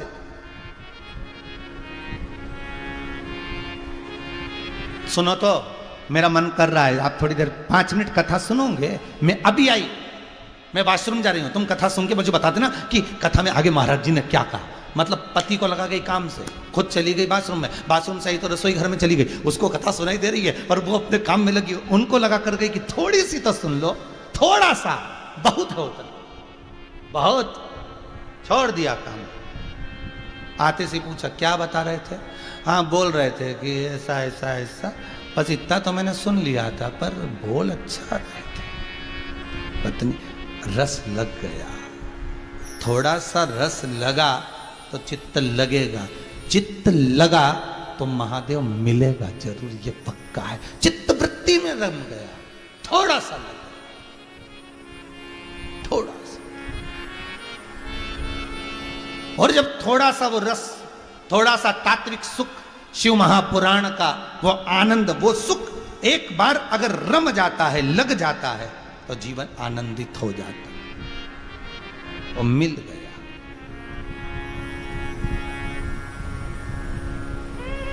सुन लो मेरे श्याम सलोना, तुमने ही मुझ पर कर दिया टोना। मेरी टूटे ना भजन की लड़ी, बिहारी जी में कब से खड़ी तेरी अखियां हैं जादू भरी। त्रिपुरारी जी में कब से खड़ी तेरी, तुम सा ठाकुर और न पाया, तुमसे ही मैंने नेहा लड़ाया, नेहा लड़ाया। मेरी बिहारी जी में कब से खड़ी मेरी अखियां तुम्हीं से लड़ी। बिहारी जी में कब से खड़ी तेरी अखियां हैं जादू भरी। त्रिपुरारी जी में कब से खड़ी। मैंने एक बीज भक्ति का बो दिया। नारद जी कहते अब तो पानी डालना रह गया, पौधा अपने आप लग जाएगा, केवल पानी डालना रह गया। अब पानी कौन डालेगा? तो क्या पानी वही डालेगा जिसने। तुम तो जाते जाते जाते जाते, अभी आम का सीजन चल रहा है, अभी बेल फल का सीजन चल रहा है। बेल पत्री के फल में से बेल खाओ, उसके बीजे को निकाल कर सुखा कर रख लो। आम खाओ, आम की गुठली अपने पास में रख लो। जब गाड़ी से निकल कर जाओ, जहां जंगल मिले वहां पर गुठली फेंकते फेंकते, बीज फेंकते फेंकते जाओ।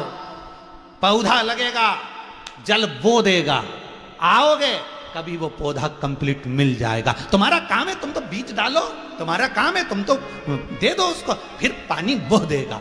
नारद जी कह रहे हैं मैंने प्रहलाद जब गर्भ में था, माता को इतना ज्ञान दिया है, प्रहलाद की माता को, हिरण्यकशिपु की पत्नी को इतना ज्ञान दिया कि इसके गर्भ से जो बालक निकला उसने आते सी भगवान के नाम का एहलाद करा, वो प्रहलाद हो गया। और वो जो भेजा है हिरण्यकशिपु के घर में, बस अब कुछ नहीं करना। एक आम का पौधा लग गया, सारा घर उसी को खाएगा पक्का। थोड़ा किसी को खट्टा लगेगा कि कोई अचार डाल के खाएगा, कोई पक जाएगा तब खाएगा, पर खाए ये पक्का। कोई मुरब्बा भी डाल लेगा, कोई अचार भी डाल लेगा। भजन का तो यही आनंद है कि कोई को भजन में आनंद आता है, किसी को दृष्टांत में आनंद आता है, किसी को कथा में आनंद आता है। ये अपनी सोच है, ये अपनी बुद्धि है, ये अपना चित्त, अपनी वृत्ति। ये विश्वास यदि है तो परमात्मा है। सब दूर से हार गया, सब दूर से। अच्छा, एक दिन हिरण्यकशिपु ने अपने नाती को बुलाकर भी पूछ लिया था। सिंहिका का बेटा राहु, राहु और हिरण्यकशिपु रिश्तेदार हैं आपस में।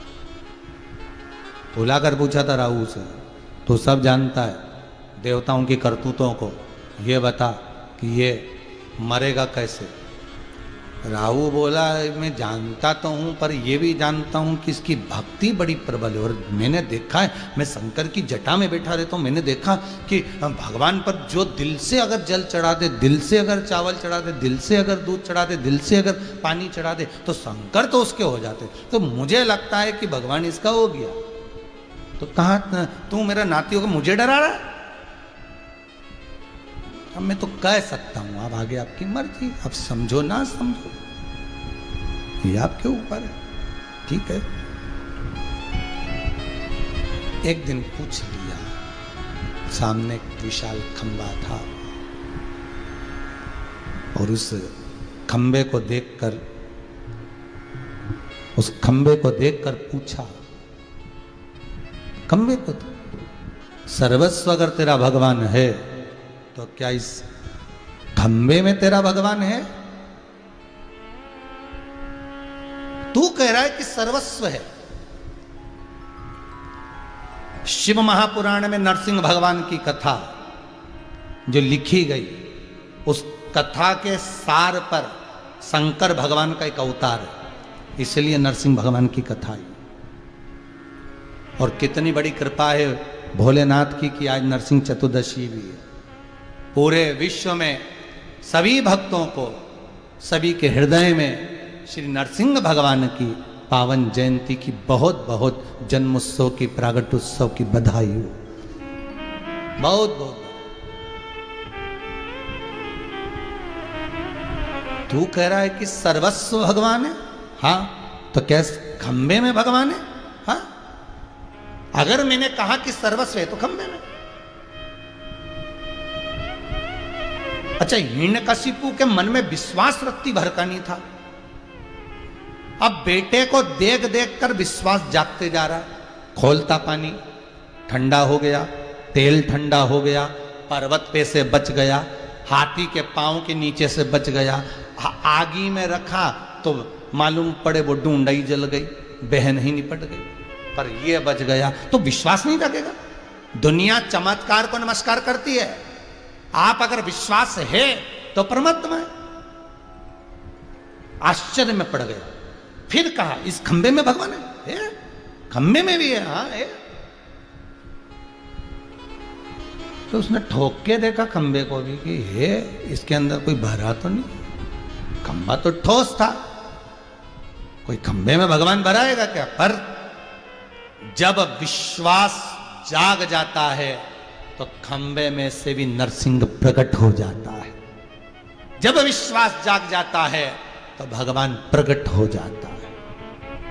विश्वास तो जागे पहले। सबसे पहली चीज है विश्वास।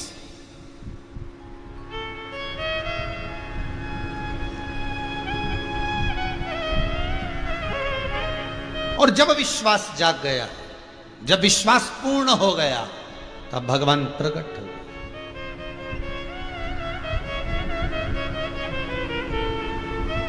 भाई विश्वास भी तो जागना चाहिए।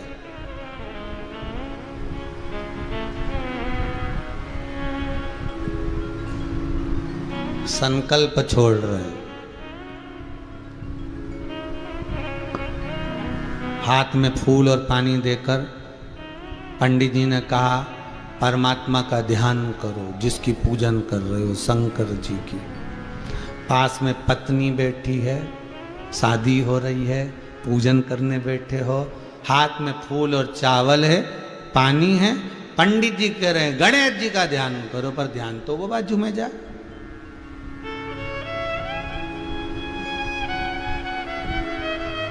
फिर पंडित जी ने कहा नवग्रह देवता का ध्यान करो, फिर वो दोस्तों में जाए। हाथ में फूल चावल होने के बाद पंडित जी कह रहे हैं कि ध्यान भगवान का करो, और ध्यान पत्नी में जा रहा है, पत्नी का ध्यान पति में जा रहा है, दोनों का ध्यान दोस्तों में जा रहा है। चित्तवृत्ति बटी हुई है, क्योंकि विश्वास जागृत नहीं हो पा। उनको तो लगता है कि बरमाला पिना दी, शादी पूर्ण हो गई। अब ये पूजन में कोई विश्वास उसका जागृत नहीं हो रहा।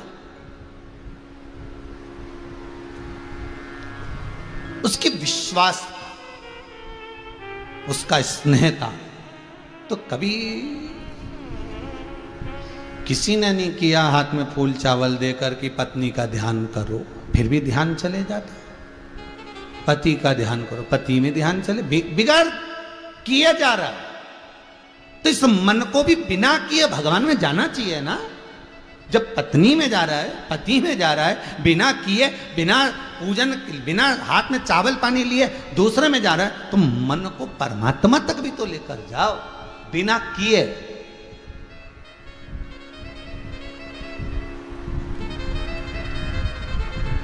मन में ये विश्वास। अब आज कथा का विराम दिवस हो जाएगा, अब अगली कथा कब आएगी? 30 तारीख से। 30 तारीख से कथा आएगी, जब तक विचार कर लेना मैं श्री शिवाय नमस्तुभ्यम का जाप करूंगा। वो भले कोई बोले चाहे ना बोले, पर मन में विश्वास ले लो।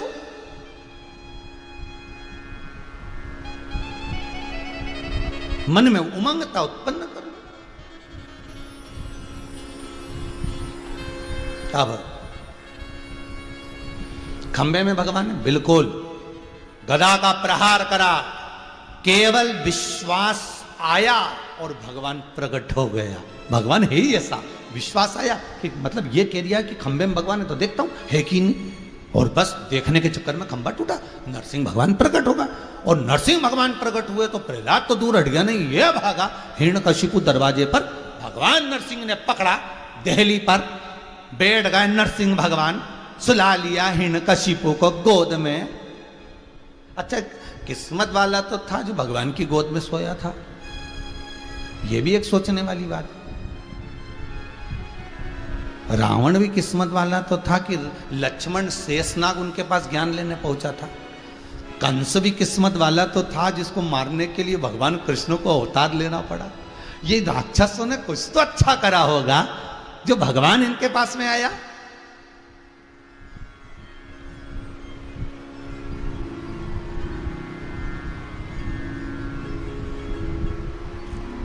अब गोदी में हिरण्यकशिपु, देख ना नीचे मरे ना ऊपर, ना अस्त्र से ना शस्त्र से नक से फाड़ूंगा, ना दिन में ना रात में, शाम के समय पर मारूंगा।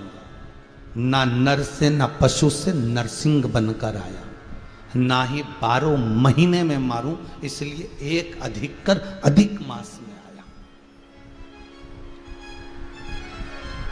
आज ही नरसिंह चतुर्दशी का ही दिन था, शाम का समय था, इसलिए आज भी सास बहुओं से कहती है शाम पड़े देली पे मत बैठ, क्योंकि कभी कभी शौक चलता है। अपन बहुत दिन हो गए दुल्हन बने हुए तो दुल्हन बनने का शौक होता है, दूल्हा बने हुए बहुत दिन हो गए तो दूल्हा बनने का शौक होता है। एक आध दिन नरसिंह भगवान बनने का शौक आ गया तो भगवान ने कहा देली पे जो बैठा उसी निपटाऊंगा।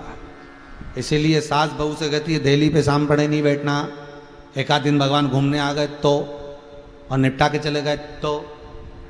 इसलिए विशेष ध्यान दे। शाम का समय उधर को फाड़ दिया, हाथों को निकाल लिया, गले में धारण कर लिया।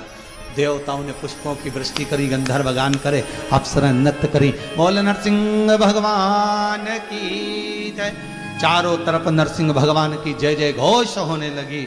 इधर नरसिंह भगवान की जय घोष हो, उधर देवताओं ने भगवान लक्ष्मी जी से कहा तुम्हारे पति को बड़ा क्रोध आ रहा है, जरा जाकर शांत करिए। लक्ष्मी जी बोली हम ही मिले थे गुस्सा शांत करने के लिए। बहुत समझदारी रखना माताओं, पति को क्रोध आए पत्नी कभी उसके सामने ना जाए, नहीं तो बेल्ट पड़ा हो तो बेल्ट, तो जूता पड़ा हो तो जूता, हालत खराब हो जाए ऐसा काम मत करना। लक्ष्मी जैसी समझदारी करना। प्रहलाद को आगे भेज दिया तो पति को क्रोध आए तो घर के बच्चों को आगे कर दो, जा पापा को चाय देकर आ, जा पिताजी को जाके नाश्ता देकर आ, और तुरंत क्रोध बच्चों को देखकर शांत हो जाए। पर नरसिंह भगवान का क्रोध, प्रहलाद सामने आ गया, गोदी में बिठा लिया, जिह्वा से चाट लिया और प्रहलाद नीचे भी उतर गया। ज्ञानों का उपदेश भी दे दिया नरसिंह भगवान ने, और ज्ञानों का उपदेश दिया, और उपदेश देने के बाद नरसिंह भगवान वहां से चले गए। तो इनको लगा कि क्रोध चले गया, पर जैसे ही बैकुंठ में पहुंचे भगवान नरसिंह और सिंहासन को तोड़ दिया, सामान जो रखा था उसको तोड़ दिया, लक्ष्मी जी भाग गई सीधे ब्रह्मा जी के पास। कौन ने किया था इनको ऐसा बनने के लिए? कौन ने किया? बना रहे थे कुछ, बन गया कुछ। चीन वाले भी कुछ और बना रहे थे, बन गया वायरस। बना रहे थे कुछ, अब ये शांति नहीं हो रहा, अब आफत करके रखी है। इतना क्रोध नरसिंह भगवान का, इतना क्रोध, बैकुंठ तोड़ दिया, पूरा बैकुंठ तोड़ दिया। ब्रह्मा जी से लक्ष्मी जी बोली इनको हुआ क्या है? ब्रह्मा जी बोले गुस्सा है। लक्ष्मी जी बोली हमें ढूंढते ढूंढते यहीं आ रहे हैं। भगवान ब्रह्मा जी बोले सही में? हाँ। सरस्वती को बुलाकर भगवान ब्रह्मा जी ने कहा लक्ष्मी को वापिस बैकुंठ छोड़िए। वापिस सरस्वती जी बोली हम तो जाए नहीं दादा, बीच में फाड़ देंगे, बहुत गुस्सा आ रहा है। और आए ब्रह्मलोक में, ब्रह्मलोक थर थर कांपने लगा। इंद्रलोक में पहुंच गए, इंद्रलोक को तोड़ फोड़ कर दी, सारे लोगों को तोड़ते फिर रहा है। सारे देवताओं के जितने लोग थे सब तोड़ फोड़ कर दी नरसिंह भगवान ने। नरसिंह भगवान की जय जयकार हो रहा है। सब देवता भागते फिरे, एक भी नहीं रहे, सब नीचे आ गए मृत्यु लोक में, क्योंकि ये मृत्यु लोक से ऊपर गए। तो मृत्यु लोक में देवता नीचे, तुम ऊपर हम नीचे, सब नीचे। शंकर भगवान ने पूछा बात क्या है? आज सबकी सब यहीं दिख रहे हो, कैलाश पे बड़ा आनंद छाया हुआ है। आज तो हमारे यहाँ कोई शादी ब्याह भी नहीं है जो तुम इतनी खुशी में आए हो। तो इतने में इंद्र देवता बोले ये खुशी दिख रही तुमको? खुद खुशी का समय आ गया। और क्या खुशी है? काहे की खुशी? यहाँ वो भगवान नरसिंह ने चारों तरफ उपद्रव मचा रखा है, चारों तरफ हाहाकार मच रहा है, चारों तरफ हाहाकार। क्या करना है बताइए? शंकर भगवान बोले गुस्सा शांत करने का एक ही तरीका है, इनको इनके घर पहुंचाना पड़ेगा। तो घर जाने के लिए क्या करा जाए आप बताओ? भगवान शंकर ने कहा मैं सरम्भ पक्षी का रूप रखूंगा, तुम सब मुझ में समा जाना, तुम्हारा बल मुझे चाहिए, तब जाकर मैं नरसिंह भगवान को उठा सकता हूं। शंकर भगवान ने सरम्भ पक्षी का रूप रखा, उड़ते उड़ते गए शंकर भगवान, नरसिंह भगवान को पंजे में पकड़ा, ले जाकर बद्रिकाश्रम में अलखनंदा नदी में पटक दिया। अलखनंदा नदी में जैसे नरसिंह भगवान को पटका, पटकते से नरसिंह भगवान का क्रोध शांत हो गया। लक्ष्मी जी आई, प्रभु चलो। भगवान जाने लगे, संतों ने हाथ जोड़ लिए, आप बद्रिकाश्रम छोड़कर मत जाओ। नरसिंह भगवान कहने लगे मैं एक शिला के रूप में रहूंगा। आज भी नरसिंह शिला बद्रीनाथ जी में तापकुंड के सामने नीचे आप देखेंगे अलखनंदा नदी में तो एक शिला नजर आएगी जिसका नाम है नरसिंह शिला। नरसिंह भगवान चले गए, शिला के रूप में रह गए, छोड़ गए, वो नरसिंह शिला। भगवान शिव का एक नाम हो गया श्रंभेश्वर महादेव। क्या नाम पड़ा है?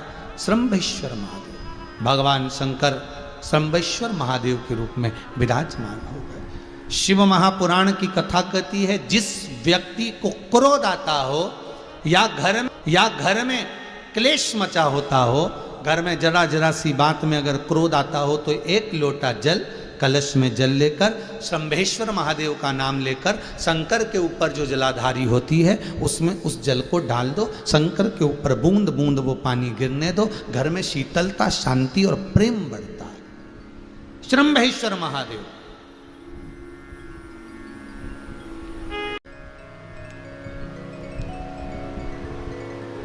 जब शंकर भगवान श्रंभ पक्षी का रूप धारण कर लिए, तब नरसिंह भगवान का जब क्रोध शांत हो गया, तब लक्ष्मी जी को साथ में लेकर भगवान नारायण पहुंचे भगवान शिव के पास। बड़ा भाव से जा रहे हैं। श्रीमन नारायण नारायण नारायण, श्रीमन नारायण नारायण नारायण, लक्ष्मी नारायण नारायण नारायण, लक्ष्मी नारायण नारायण नारायण, नरसिंह नारायण नारायण नारायण, नरसिंह नारायण नारायण नारायण। बोलो नारायण नारायण नारायण, बोलो नारायण नारायण नारायण।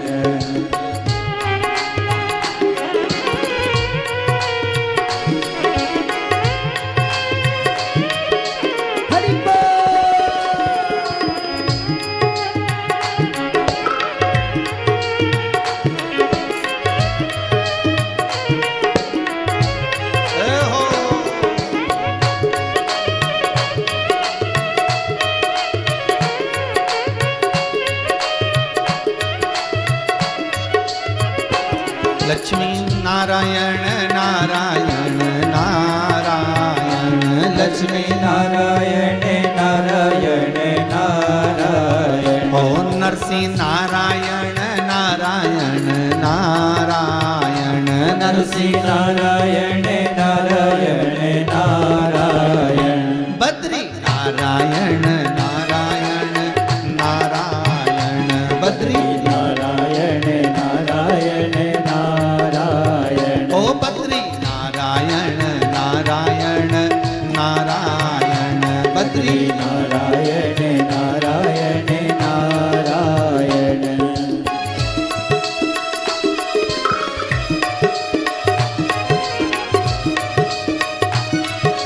हरि बोल।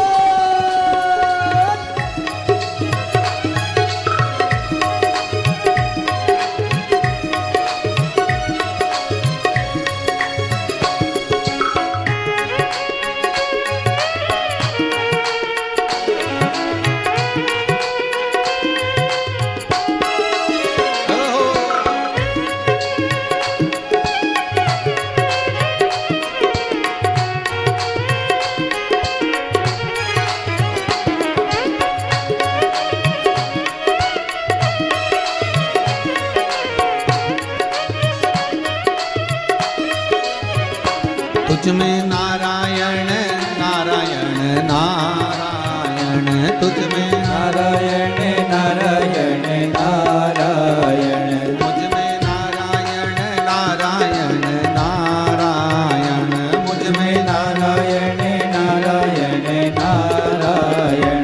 सब में नारायण नारायण नारायण, सब में नारायण नारायण नारायण। सब में नारायण नारायण नारायण, सब में नारायण नारायण नारायण। बोल लक्ष्मी नारायण भगवान की जय। श्री नरसिंह भगवान लक्ष्मी जी के साथ श्रंभेश्वर भगवान के पास में पहुंचे। शंकर भगवान का स्वरूप देखकर बड़े आनंदित हुए। लक्ष्मी नारायण भगवान ने शंकर भगवान की पूजन करी। वही श्रंभेश्वर रूप लक्ष्मी नारायण भगवान के द्वारा पूजा किया। लक्ष्मी नारायण भगवान स्वयं श्रंभेश्वर भगवान का स्मरण करते हैं, पूजन करते हैं, अर्चना करते हैं, उसकी भक्ति में डूबे रहते हैं। आगे जो चरित्र आया है शिव महापुराण में, सुंदर वेद व्यास जी महाराज 12 ज्योतिर्लिंग का स्मरण करा दे। महाराज शंकर भगवान के ऐसे कई स्वरूप हैं, ऐसे कई उपलिंग हैं। केवल ज्योतिर्लिंग से मतलब नहीं, शंकर भगवान के उपलिंग, जहां जहां शंकर, चाहे नया मंदिर हो, चाहे पुरातन मंदिर हो, चाहे कैसा भी मंदिर हो, शंकर का शिवलिंग अगर वहां विराजमान है तो जान लेना कि मेरा शंकर, मेरा शंभू वहीं बैठा है सामने आपके।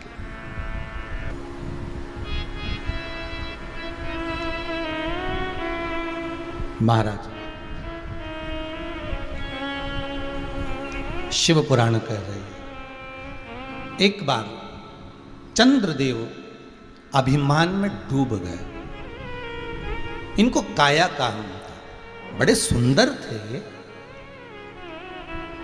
रोहिणी के प्रति इनका प्रेम बहुत था, बाकी को देखते नहीं थे।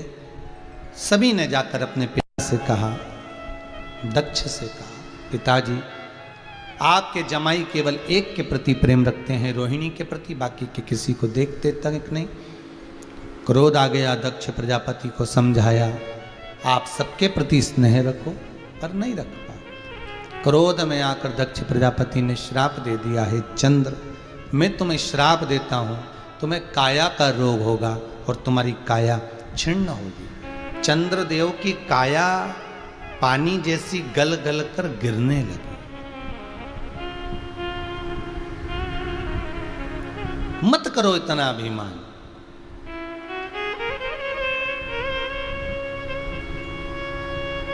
अहंकार कब टूट जाए इसका कोई भरोसा नहीं, कोई भरोसा नहीं। और अहंकार जब टूटता है तो दिल रोता है। चंद्रदेव का शरीर जब इतना हम में फूल गए थे, इतना सुंदर स्वरूप है मेरा, गया शरीर, बिलखते हुए देव ऋषि नारद के पास गए। नारद जी कुछ कृपा कर दीजिए। नारद जी बोले एक ही काम हो सकता है, आप शंकर के शिवलिंग का निर्माण करो, उसका पूजन करो। शिवलिंग का निर्माण कर कर चंद्रदेव ने पूजन करी, शिव का दर्शन हो गया। सरल है शंकर, उनको चाहिए क्या? 1 लोटा पानी, 3 बार ताली, 5 बेलपत्री, बम बम बोले। ये भी नहीं हो तो प्रणाम कर लो, वो भी नहीं कर सकते तो बम बम बोले बोल लो, चलो यहां से। ये भी नहीं कर सकते तो दर्शन ही कर लो, बहुत है उतना। अब काया का रोग मिट गया, भगवान शंकर सोमेश्वर महादेव के नाम से विराजमान हो। आगे वर्णन आया श्री मल्लिकार्जुन का। माता पिता से रुष्ट होकर कार्तिकेय महाराज से गए, जहां पर माता और पिता दोनों मनाने के लिए पहुंचे तो भगवान मल्लिकार्जुन के रूप में विराजमान हुए। अगला वर्णन आया है कालों के काल महाकाल दूषण नाम का राक्षस, जो ब्राह्मण के बच्चों का रक्त पीता था, उसको देखकर सारे ब्राह्मणों ने शिव को पुकारा। भगवान शंकर बोले मैं इसको मारने को तो मार दूं, पर इसको वर मिला है कि ये 84 रूप रख सकता। तो फिर अगर मेरी बहन छिपरिया आए, मैं जिस समय पर इसको मारूं, इसका रक्त गिरे, तो छिपरिया पानी के रूप में आकर इसके रक्त को धो दे, तो इसका रूप नहीं आएगा और ये मर जाएगा। छिपरिया को आने में देरी हो गई। शंकर भगवान ने दूषण नाम के राक्षस को मारा। दूषण नाम का राक्षस ने 84 रूप रख लिए। अब 84 रूपों को कैसे मारूं? जैसे छिपरिया को मालूम पड़ा कि इसने 84 रूप रख लिए, मेरे आने में देरी हो गई, छिपरिया ने पानी का रूप लिया, शंकर के ऊपर जाकर चढ़ गई और चढ़ी तो पानी के जल से अपने भाई के टुकड़े कर दिए छिपरिया ने। उसी का नाम छिपरा हुआ। शंकर भगवान के 84 टुकड़े कर कर 84 रूप शंकर ने बना लिए, और बनाने के बाद भगवान शंकर 84 रूप में आकर तब जाकर उस 84 रूप रखे हुए दूषण नाम के राक्षस का संहार करा। पूरी दुनिया में केवल एक उज्जैनी ऐसी है जहां शंकर भगवान 84 रूप में विराजमान है, जहां पर भगवान 84 महादेव के रूप में विराजित है। बाबा देव अधिदेव महादेव की कृपा है, 84 रूप में विराजित। दूषण नाम के राक्षस का काल बन के प्रकट तो भगवान महाकाल बन गए। अगला वर्णन आया ओमकारेश्वर। विंद नामक पर्वत ने तप करा, भगवान ओमकार के रूप में आकर दर्शन दिए। तीसरा वर्णन, अगला वर्णन है श्री केदारनाथ। नर नारायण भगवान ने तप साधना कर कर भगवान को वहां प्रकट करा। एक कथा मिलती है, भगवान जब पशुपति रूप धरे थे तब उनका गला कटकर शीश गया नेपाल में, धड़ बना तो किना केदार में। भगवान को वही धड़ की पूजन आज भी होती है। शंकर भगवान को केदारेश्वर में सबसे ज्यादा अगर कुछ चढ़ता है तो घी चढ़ता है। केदारेश्वर में घृत वहां चढ़ाया, भगवान केदारेश्वर के रूप में विराजमान हुए। अगला वर्णन आया है भीमा शंकर। कुंभकर्ण की धर्म पत्नी करकटी, करकटी का पुत्र था भीम, जिसको मालूम पड़ा कि तेरे पिता का वध देवताओं ने करा है, देवताओं से बदला लेने के लिए सारे मंदिर देवालय तोड़ दिए थे मृत्यु लोक के। ब्राह्मण संतों को मारना प्रारंभ करा।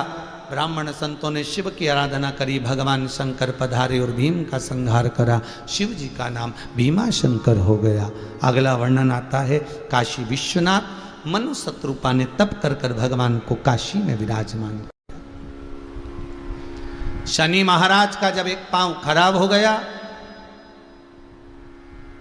आंखों में जल भर कर जा रहे थे, तो देव ऋषि नारद ने कहा गंगा के घाट पर आप एक शिवलिंग का निर्माण करो और उस शिवलिंग की आराधना करो। वही विश्वनाथ हैं जिनका निर्माण शनि महाराज ने करा था। कहते हैं दुनिया के लोगों को शनि लगता है, पर शनि को शंकर लगता है।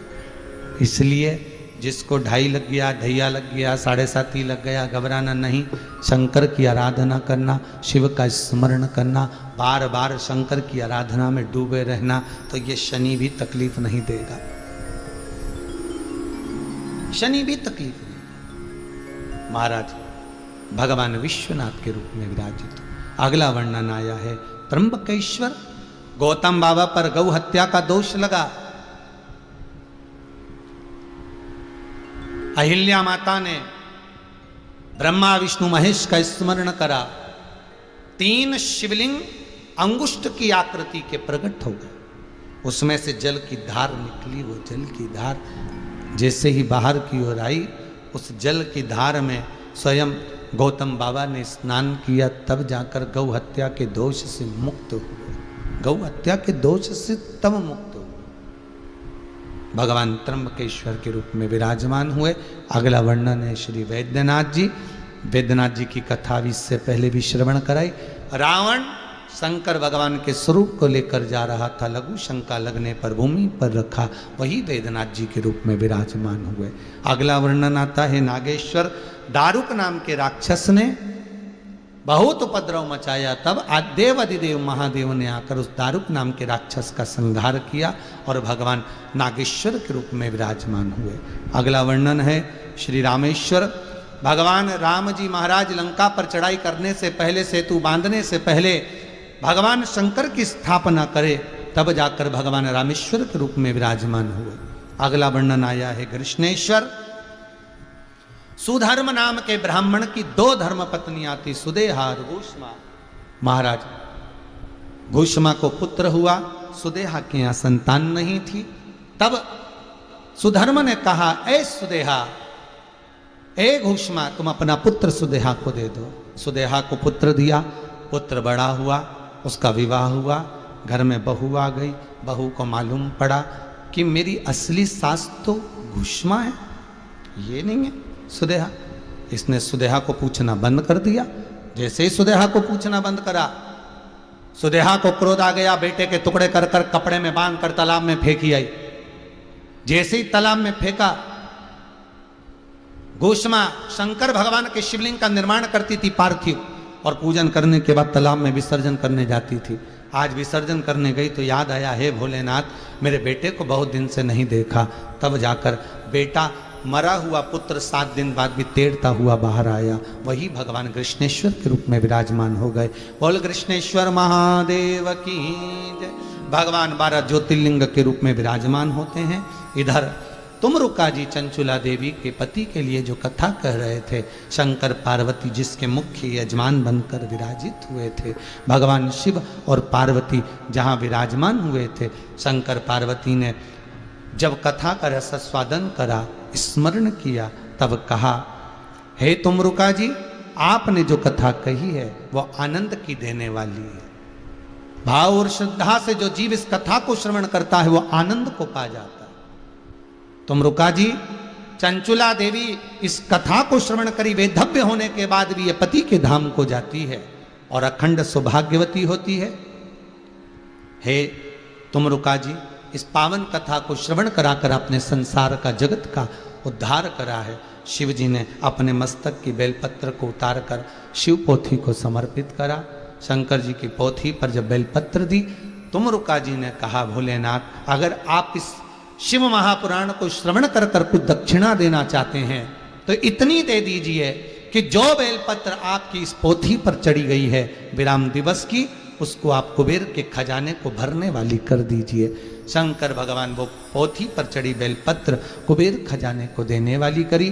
शंकर भगवान ने आनंद से इस पोथी को प्रणाम कर, नमन कर, शिव कहते हैं, सुनो तुमरुका जी, संसार में कलिकाल में जो इस घोर कलयुग में शिव महापुराण की कथा को श्रवण करता है, वाचन करता है या कथा करवाता है, उसकी मनोकामना शंकर कहते हैं मैं स्वतः पूर्ण कर देता हूं। ऐसी पुण्यमय आनंदमय कथा आज विराम की ओर जा रही है।